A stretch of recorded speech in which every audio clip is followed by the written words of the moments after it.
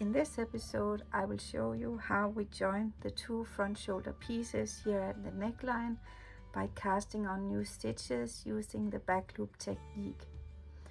While doing so, we finalize the neckline increases here on each side, and we continue doing increases here at the sleeve cap. Everything on every other row. Depending on the choice of neckline, option 1 or 2, we cast on a different number of stitches here for the neckline. As you may recall, this one is option 2, so I need more stitches than option 1. And just a practical remark, because I'm showing this demo on the female version, however the cast on technique is the same for the male and the children's edition of the tree trunk sweater. Let's get started. We start here at the left front shoulder piece, and now we need to remember that the first stitch here will now become a purl stitch, because this will be part of the tree trunk stripe on the neckline. And then we do 3 knit stitches, slip the marker and do the third increase to the left, and then I just work according to pattern and do the increases here on the sleeves. So let's meet when I have reached over here and I need to do the cast-ons. I'm here now, so I just do these 2 increased stitches and the final knit stitch leaning to the right, slip the marker, and now again the last edge stripe stitch here will become a purl stitch. So now I will start the cast-ons. I'm now ready to cast on the stitches using the back loop cast on technique, but actually there are more ways of doing this technique depending on your knitting style and your liking. So if you're into some nerdy stuff and seeing how it looks and how it affects your knitwear, then just move on in the video to see the next clip. Otherwise we will just use my preferred method here, and I will show you what I do. So first of all, I place the yarn around my pointing finger so that the yarn is on top of the finger pointing to the right, leaning to the right. Then I take the tip of the needle underneath the front loop in between so that it provides me with this loop. I let go and tighten with my pointing finger. I put it inside, let go and tighten. Inside, let go and tighten. And if this is your first time doing cast on stitches with this method, you will soon see that you can speed up, and actually this is all there is to it. So I will just continue making the last stitches, and we can meet up over here when I join with the left hand side of the project, or you can in between here see some of my nerdy stuff. Now onwards to the nerdy stuff. You just saw me casting on with the yarn leaning to the right, and I have 2 more variations to show you which will look a bit different. So the first 2 ones look like knit stitches on the needle, and the third one looks like purl stitch. So let me just make a few more of these ones with the yarn held leaning to the right. So I will add in a stitch marker so we can see where I start the next one. And this time, instead of the yarn leaning to the right, I will just swipe my finger below the yarn so that it now leans to the left. And then with the same principle, However, now in the back leg, I go behind the back leg and in between the loop. Behind the back leg, in between the loop, let go and tighten. And remember to swipe my finger back so that it still leans the right way. Let go and tighten, and the right way is left leaning. So in this case, let me just do a couple more and we will go to the third variant like this. So in this third one, I will make them look like pearl stitches. So again, I go back to the yarn leaning to the right. However, this time I go back behind both legs and then in between and let go. Go behind both legs, in between, in the loop here, let go and tighten. Behind both legs, in between the loops here and let go. So let's have a closer look at the different variations here to see if we can see the difference. So the first one here I cast on with the yarn leaning to the right, and you will see here that the base strand also leans to the right. So this makes sense. And the loop kind of also leans to the right. And if and when you knit this on the second round, this is very appropriate for knitters knitting in the back loop. If you look at the second one here, you can see that the base of the strand, let me just arrange it a bit, leans to the left. Can you see it? I will try to wiggle the needle a bit. And that makes sense because we had the yarn leaning to the left on the finger. So this variation would fit very well for knitters knitting in the front loop. Then we have the third method, and this looks like the pearl stitches, and again we held the yarn like this. However, because we do the pearls here, it's actually very hard to see if it leans to the right or the left, the strand here below. So besides the look on the needles here, what difference does it actually make? I have tried to do some different testing. How come you change it with your knitting style? Yeah, you would feel when you do the stitch, when we go to pass the new stitches on the next row, you will feel the difference, because if you do the stitches fitting your knitting style, they are easier to catch and easier to knit. So that's one thing. The other thing I've tested is whether or not the different styles would give you a looser or tighter cast on, but it doesn't make a difference. That's what I see. But then the looks when you start doing the neckband, what then? Can you see the difference? I guess I really turned down the nerdy road here, but it was just to let you know that you can use whatever style you want and what you actually find being the easiest one to do, and then just do it and knit in the front or in the back loop. This is enough of nerdy stuff on the cast on technique. Let's continue to have this joint here to continue in the round. I have now cast on the required number of stitches for this size, so I'm ready to connect. And I will just add in a stitch marker to mark the end of row / beginning of row.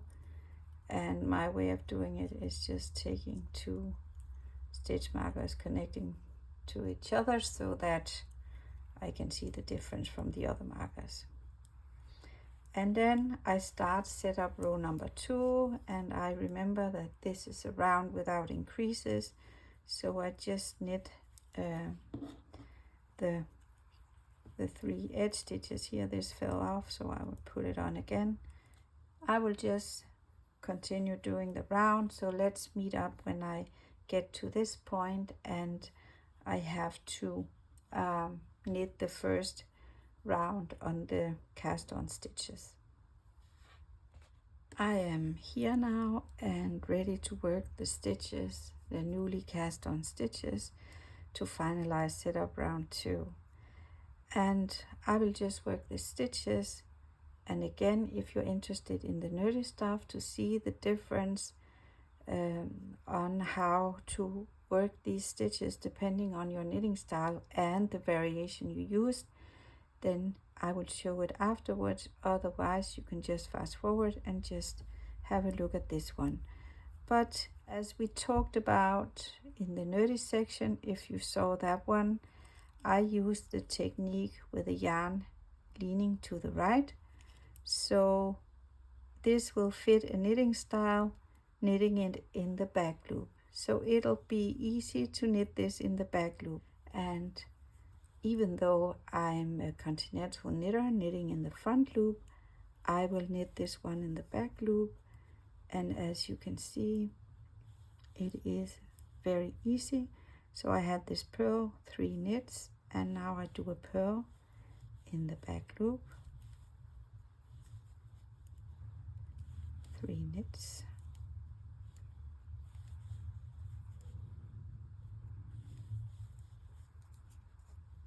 and a purl in the back loop.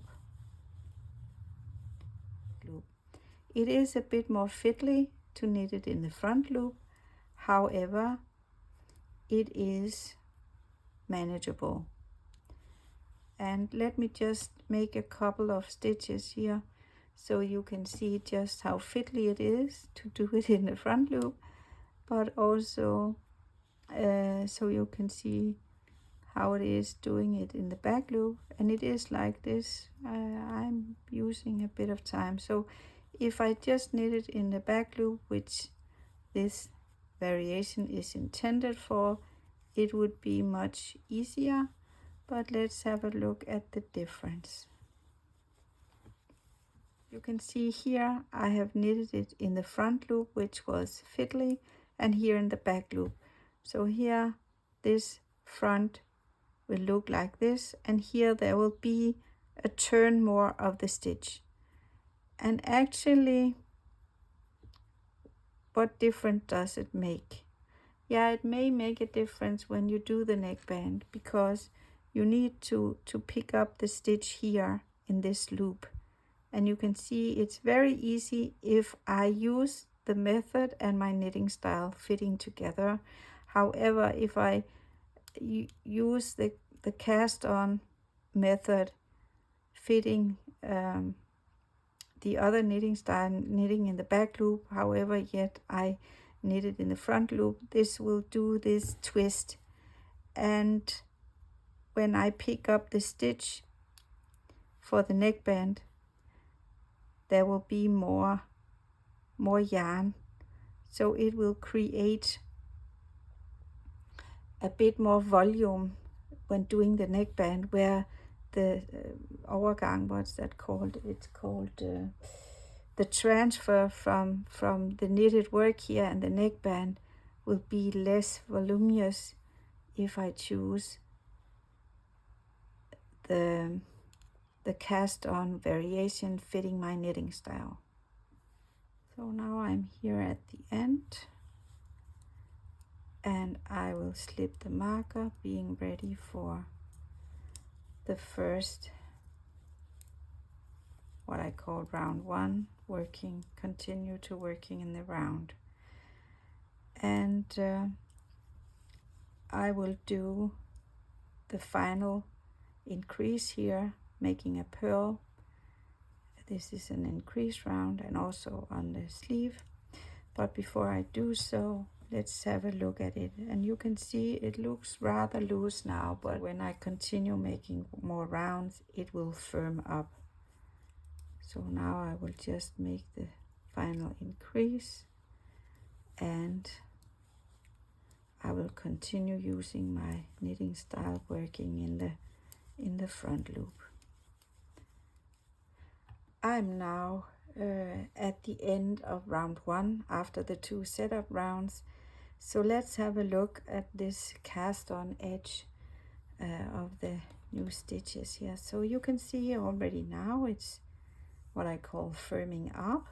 So don't be worried of this edge when you cast on. It will turn out nicely, and you will see they lean to the right and provide practically no volume. So when I pick up the stitches here for the neckband, I will do it just here where the strands cross over and provide as little as possible volume when you pick up stitches. So I will now move on to round 2, and the only thing interesting about round 2 is that I will now move the end of row so that it is just being the same as the first blue marker over here. So what I do is I just take one of these and add to the blue marker. So now I know that the new end of row and beginning of row is over here, and I will just make a round 2 with no increases. And let's see here that the neck shaping and increases are finalized for this option 2 with 1 tree trunk stripe here. And as I am now done with the neckline increases, I can remove the green stitch markers. I do not need them anymore. And yeah, well, let me do the final rows, and let's meet up when I have done what is required in this section of the pattern. I have now finalized all rounds required for this section. So first I did the 2 setup rounds, and then yet 6 more rounds. And before we finalize this tutorial, let's just have a quality check to see that everything is fine before we move on to the next section 6, being more sleeve increases. So first I will check the number of increases on the sleeves. 1, 2, 3, 4, 5, 6, 7, 8, 9. Yes, I should have 9 here, ending with a pearl in each side, so that, and it is here. So that's fine. I check the other sleeve. 1, 2, 3, 4, 5, 6, 7, 8, 9. Yes, also okay. Now I check that I actually cast on the right number of stitches here. It's smarter to do the check earlier on, actually, when you do it, not to rip back. But let's do it just for the sake of showing it. 1, 2, 3, 4, 5, 6 in neck option 2. That's fine. And then I check that I have another check of the correct stitches here is that if I've done all the increases right, is that I need to have the same number of tree trunk stripes in the front and in the back. So I just counted, and I have 1, 2, 3, 4, 5, 6 in the front side here. There should be 6 here as well. 1, 2, 3, 4, 5, 6, and 6. So 3 times 6 is 18. So now I can check on the back side to see if I have 18, and I remember to count in the border, the diagonal line here. So 1, 2, 3, 4, and on it goes until this one, and there's also 18. So all good, all good. I'm ready to move on to section 6 with the sleeve increases, but I think I will skip making a tutorial of that one because we are so familiar with the increases now. But instead I will make a tutorial on how to change to a new bullet gain, because I just did that over here. So looking at that one, and then we will meet up in section 7 in the pattern when we will work the raglan increases. So Roger and over from Inge's Knitting Lab. Color me happy. Bye bye.